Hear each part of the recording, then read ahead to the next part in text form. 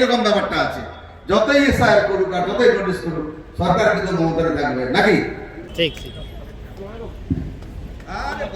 অশেষ ধন্যবাদ আমাদের প্রিয় বিধায়ক গৌতম পাল মহাশয়কে তার মূল্যবান বক্তব্য রাখার জন্য।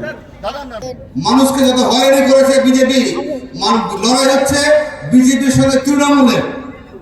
কি ঠিক না বলছি কাকু? বিজেপির সঙ্গে লড়াই তৃণমূলের কিনা বলুন? মাঝখানে কংগ্রেস সিপিএম জোট মিম হাবি যাবি কিচ্ছু আসবে না, ওগুলা করে কোনো লাভ নেই। মানুষ বুঝে সব, জনতা জনার্দন। ওই জন্য আমরা ব্যক্তিভাবে কাউকে গালাগালি করি না। মানুষের জায়গায় ভোট ঠিক দিবে, 2000 কম আর 2000 বেশি। মানুষ দেখছে না এত কাজ হচ্ছে, এত উন্নয়ন হচ্ছে, দেখছে না?